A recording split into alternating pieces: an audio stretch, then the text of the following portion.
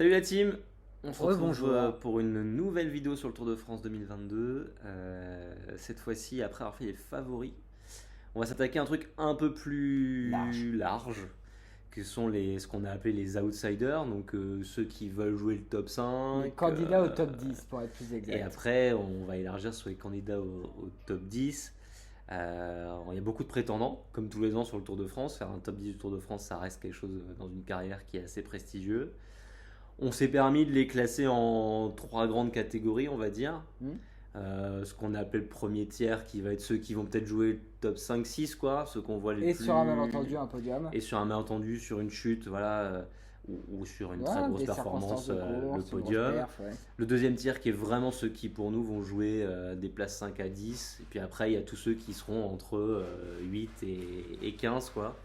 Qui sont Et un on peu, sait jamais. qui sont un peu ceux qui peuvent viser un top 10. Euh, Tier 1, premier tiers de coureur, 3,5 coureurs. Pourquoi 3,5, Antoine Mathieu? parce qu'on découpe des gens en deux. Exactement. Adam Yates. Non, on savait pas trop comment positionner les coureurs de la team Ineos. Certains disent qu'ils viennent avec un monstre à 3 têtes.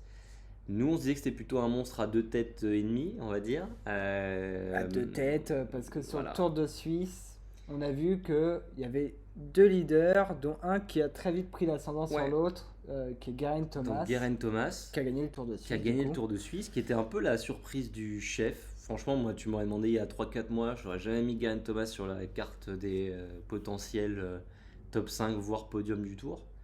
Et pourtant, aujourd'hui, Et pourtant, aujourd'hui, il a fait un Tour de Suisse très maîtrisé, Mm. très très maîtrisé. Il a retrouvé un très gros niveau en contre-la-montre et on sait que c'est quelqu'un qui se base là-dessus. Et quand on voit le parcours du Tour de France, on a quand même deux beaux contre-la-montre, dont un de plus de 45, 40 kilomètres. ou 40 ou 45 km. Sur qui se lequel défend sur les pavés aussi. sur lesquels il pourra clairement faire une différence. C'est pas quelqu'un qui va se faire prendre dans des bordures ou ce genre de choses. Donc bien entendu, l'inconnu avec Geraint Thomas, ce sera son niveau réel en montagne, Ouais. face aux trois monstres dont on a déjà parlé. On avait vu par le passé que, par surprise, parfois sur la planche des belles filles, par exemple, il avait eu un punch incroyable alors qu'on n'imaginait pas qu'il avait un punch sur ce type Non, mais d'ascension. le Tour de France qu'il gagne, il le gagne comme un patron. Hein. Et donc c'est un peu la surprise. Je pense que le vrai leader initial, c'était Dani Martinez, Qui fait une saison époustouflante. qui fait une très belle saison, qui a été très fort sur les classiques. Qui a été Euh, fort aux Pays-Bas. Qui a été fort aux Pays-Bas, c'est finalement le seul qui a réussi à tenir un peu les Roglic et les Pogacar, sur la saison. Maintenant, il y a eu quelques doutes sur le Tour de Suisse. Faut toujours se méfier, parce que les coureurs qui programment leur pic de forme, il peut y avoir, mais il a mis un peu de temps en tout cas à enclencher sur le Tour de Suisse. Après, ouais, première étape, il prend un éclat et Geraint Thomas, il est direct dans le Voilà, leader, donc donc, il se sacrifie pour Geraint Thomas. Je donnerai Après, pas trop peut-être d'importance qu'il à ce qui s'est passé sur le Tour de Suisse pour lui, en tout cas. Ou alors, tu peux te dire que vu qu'il s'est sacrifié sur le Tour de Suisse, est-ce que Il y aura un Geraint va pas retour rendre de- l'appareil Bref. Bon, en tout cas, moi, ce que je me dis sur le team Ineos, c'est qu'il n'y a pas forcément de leader préétabli et ça va se faire À la pédale. à la pédale, comme on dit. Et qu'assez vite, l'un et l'autre pourront se mettre au service parce que c'est des gars de devoir. Ouais, et puis Ineos, ça a l'habitude de se mettre au service d'un autre. Euh, En autre outsider tier 1 qu'on a vu très très fort cette saison et qui a Hyper dû fort. abandonner le Tour de Suisse à cause du Covid, Juste après une victoire, qui était premier en fait du Tour qui de était Suisse. premier et qui venait de gagner, qui est Alexander Vlasov, qui fait une saison époustouflante, Donc, je pense. Pour rappel, il gagne le Tour de Romandie, j'ai les chiffres devant, il fait troisième aux Pays-Bas, il fait troisième de la Flèche Wallonne, il était en tête du Tour de Suisse. Ouais. La Non, saison qui est très très costaud. quatrième de l'UAE Tour, il gagne le Tour de Valence, enfin bref. Qui fait une grosse saison, qui a franchi un palier Ouais, et qui mérite de confirmer sur un grand tour pour jouer la gagne. On l'avait déjà vu très très fort sur un Tour d'Espagne, il me semble. ouais. Et donc là, il va essayer d'être très très fort sur la Ligue des champions du cyclisme, du coup le Tour de France. Mais là où je te rejoins sur on a toujours vu que c'était quelqu'un qui en montagne était très fort. Pour le coup, lui, il a du punch, il Ouais, peut et puis gérer sa des affichés. progression Mais en contre-la-montre, la saison qu'il fait en Incroyable. contre-la-montre, Mm. il fait troisième, je crois, du contre-la-montre Il sur le gagne Pays le Tour Basque, de il Romandie gagne sur via, Romandie. ouais, non, Alors, très, très Tour, fort. Tour de Romandie, c'était un contre-la-montre qui montait, mais Au Pays Basque, il fait une grosse perf. Non, en contre-la-montre, il a énormément progressé. et sur ce tour, ça va être ultra important parce que, comme je disais juste avant, il va y avoir des différences quand même sur 45 bornes. Vous faites des grosses différences, donc Ouais. il ne peut pas se permettre de prendre un éclat. Et moi, c'est presque ça qui me le fait mettre dans le paquet duo. Parce qu'en montagne, on sait qu'il est bon, mais voilà. Mais par contre, sur Contre-la-montre, il a contre-la-montre, très progressé. fort. Ouais. Dernier outsider très fort, la Chance surprise. d'une équipe française. Ouais, La surprise de l'année dernière, ouais, qui qui se a fait, confirme. qui a fait un super top 5 sur le tour parce que on connaît les circonstances, il a fait une superbe étape à Tignes. Mais qui cette année a Trop su fort. confirmer son statut de leader. Trop fort. Trop fort. Ne serait-ce que sur le Dauphiné, c'est le Le seul qui suit. qui suit plus ou moins les deux Jumbo. On Et parle de qui Ben sur- O'Connor. Et qui sur les- Oui, on parle de Ben O'Connor, tout à fait. Et qui, sur l'ensemble des courses de cette année, quand même, est plutôt solide. Tour de Romandie, 5e. Catalogne, Sixième en 6e. Catalogne. Bon, il abandonne Paris-Nice, mais très fort. Très fort. Très très fort. Et en plus, moi, j'ai trouvé sur le Dauphiné, qui est quand même souvent un étalon assez intéressant du Tour, assez intelligent dans sa gestion. C'est-à-dire, la fois où Roglic attaque avec Vingegaard, Bon, il essaye de suivre quand même. hein. il se essaye met au bien dans le début, rouge. il essaye, mais après, finalement, il se pète pas le caisson, quoi. Il se met à son rythme et il finit pas très loin. Il finit Non, à il 20 finit à secondes. 15-20 Ouais, secondes. 15-20 secondes, qui finalement est quand même pas grand-chose. Alors, on pourrait refaire la course 1000 fois, mais très fort. Déjà des certitudes, puisque capable de finir top 5 du Tour l'année dernière. Une équipe autour de lui, alors qui est certes loin des armadas qu'on peut voir à côté, mais il aura quelques lieutenants qui sont T'as pas, Bob Jungels. qui sont pas mauvais. En tout cas, qui sauront l'accompagner sur tous les terrains, parce que pour le coup, il se fera a priori pas piéger sur les pavés et il a des bons rouleurs autour Il pour a des l'amener bons sur rouleurs. les, Non, sur tous les terrains. sur tous les terrains. Après, en montagne, En montagne, c'est forcément un peu c'est plus faible, Un peu mais- plus faible, même s'il a des bons monteurs autour de lui. Hein. Pareil peintre qui va être là, va pouvoir Bouchard. l'accompagner. Bouchard, alors, c'est un statut un peu bizarre de Bouchard. Est-ce qu'il va être coéquipier? Est-ce qu'il va partir dans les échappées? On ne sait jamais trop. Bon, il y a quelques beaux grimpeurs autour de lui, mais moi, en tout cas, parmi tous les outsiders, je mettrais bien une piécette sur Ben O'Connor parce que m'a vraiment impressionné sur le Critérium du Dauphiné. Et Vlasov, j'ai la petite inconnue Covid. Mais, En fait, je pense qu'intrinsèquement, le plus fort, c'est Vlasov. est-ce que Vlasov n'a pas eu la chance de choper le Covid avant le Tour de France? C'est possible. On en reparlera dans 3 semaines et demie encore. Mais le problème du Covid, c'est qu'on sait jamais trop Comment la ça revient. récupération, le souffle, tout ça. Moi, c'est ce qui me fait un peu peur pour Vlasov. Sinon, c'est le plus fort, je pense, Ouais. de tous ceux qu'on a cités. Ouais. Mais attention Covid, quoi. Attention Covid. On passe au tiers 2. On passe au tiers 2. Tiers Le tiers 2. 2. Tu mets qui, toi, dans ton tiers 2? Qui va se battre très très sérieusement pour un top 10? Ouais, qui va se battre, ouais, voire même là aussi pour un top 5 si ça se passe bien, etc. Donc Alors, Henrik Mas, Ouais, comme d'hab. comme d'hab, parce que quand même des certitudes maintenant avec le temps, beaucoup de belles positions. Puis l'année dernière, il fait quand même une grosse Vuelta, enfin, candidat solide. Ouais, Henrik Mas. Ouais. Bon, après, il va payer la tactique Movistar. Mais Après, on bon, verra. on reparlera de la tactique Movistar. Et puis lui aussi s'est chopé le Covid, je crois, si je dis pas de bêtises, ou il est tombé, je sais plus. Non, mais il fait pas un Dauphiné Il incroyable. fait pas un de très bon mémoire. Dauphiné, mais Ouais. je crois qu'il tombe, je sais plus. Mais en tout cas, Ouais, oui, il tombe. il tombe. Donc, quelques incertitudes. Deuxième gros bloc, là aussi c'est un monstre à deux têtes. On a mis le monstre Bahreïn. Après, Caruso, ça aura malentendu, il fait top 3. Hein. Voilà, on l'a déjà vu faire sur top le 2 Giro, dans Giro, incroyable. Donc on a mis Caruso et Jack Haig pour ceux Ouais. qui suivraient. Donc à l'inverse, Jack Haig l'année dernière qui fait un tour assez anecdotique, mais qui fait une voilà, Vuelta et qui assez fait une sérieuse. Vuelta derrière où il est super Il me fort semble à qu'il fait un, podium dans à la un Vuelta, niveau. non Ah oui, il fait podium. Ouais. À un niveau inattendu. À l'inverse, Caruso, qu'on a vu effectivement, c'est 2020, je crois, où il fait deuxième du Giro. Non, c'est 2021. deuxième 2021, où il fait deuxième Ok, du là. Giro en étant franchement ultra fort, en plus Ouais, ultra ouais. solide. Donc c'est dans notre tier 2. Et ensuite, le dernier qu'on met dans ce paquet-là, c'est Adam Yates. Certains le mettent dans le premier tiers. Certains le mettent dans le troisième. Certains, le mettent pas du tout. vu la famille Yates, vous Adam disent Yates. qu'il va craquer. C'est toute l'inconnu finalement en Ineos. Alors Adam Yates déjà fait une belle saison, il est en forme, même si on l'a vu ces derniers temps, on attend un peu de voir, mais il a fait un très beau début de saison. C'est quelqu'un qui a pas mal progressé en contre-la-montre, qui est pas si mauvais que ça en contre-la-montre. Franchement, Ouais. il va être dans les mêmes rangs que ce qu'on vient de voir si je mets Caruso de côté. Je veux dire, par rapport à Ouais, un ça reste Mas, pas un par rapport Mice, à. un Même, je pense Egg. qu'il est meilleur que Mas sur contre-la-montre. Potentiellement. On sait que c'est quelqu'un qui a une giclette incroyable et qui est capable, s'il est en forme en montagne, de faire des dégâts Mais on absolus. sait que c'est quelqu'un qui a des absences notoires aussi. Mais c'est quelqu'un qui voilà, est capable de craquer. Après, il fait un beau Paris-Nice, hein, il fait un top 5 de Paris-Nice, il Moi, fait ça deuxième de m'inquiète. l'UAE. Les tours d'une semaine à Katamdianet, ça m'inquiète Ouais. pas. C'est sur 3 semaines et c'est sur l'école à plus de 2000 mètres d'altitude. Où, faut pas oublier qu'on a quand même une étape qui fait Galibier-Granon. Ouais, qui est juste incroyable, Donc, incroyable. Celle-ci, elle va être incroyable.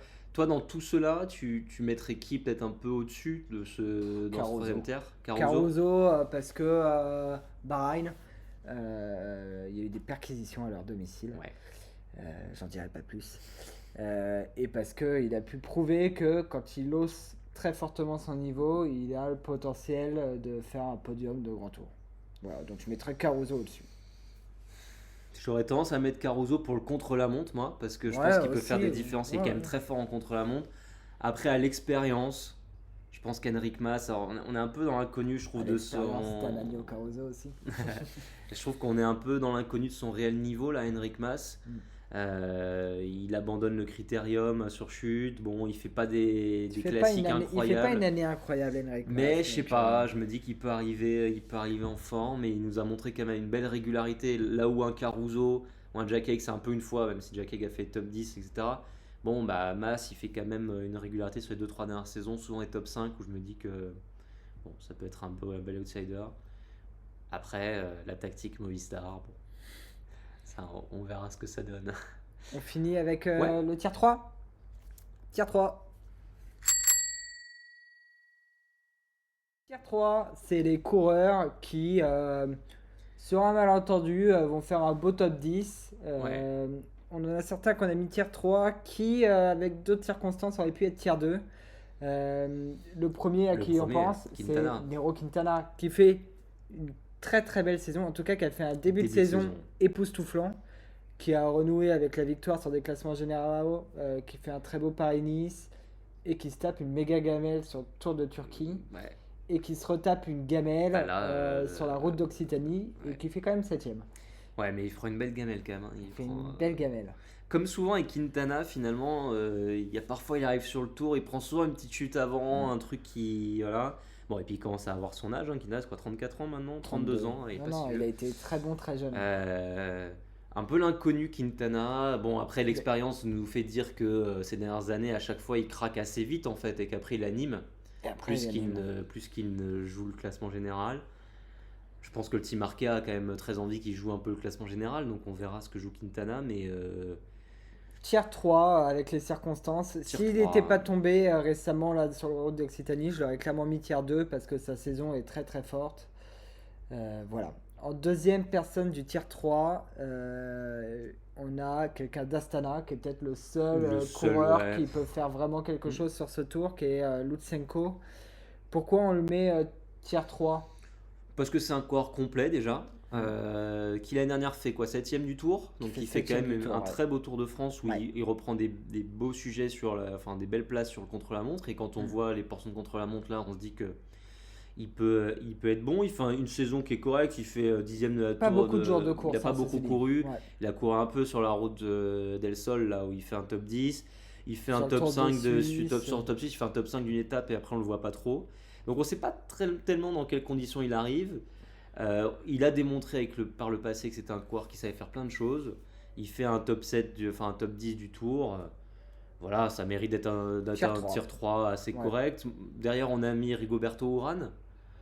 Par l'historique. Là, pour le coup, un gros habitué des podiums du tour et des top 5 du tour. L'année dernière, saison difficile pour Rigoberto Urán qui fait un tour. Saison même, hein, et cette saison, c'est pas très beau. Cette saison, c'est pas très beau comme saison. Regarde, il fait rien. Il fait rien. Il fait un sur top le Tour 10. de Suisse, did not start sur le Tour Romandie, 10ème au Tour du Pays Basque et 14ème. Et c'est là, moi, où ça me fait dire, voilà, l'année dernière, il est arrivé plutôt avec un beau background avant d'arriver sur le Tour de France. Je crois qu'il fait top 5 du Tour de Suisse. Enfin, il arrive bien, il arrive en forme et il fait un Tour de France assez limité. Il est bien en 3ème semaine. Finalement, c'est avant où il perd pas mal de temps en 3ème semaine. Il est pas trop mal.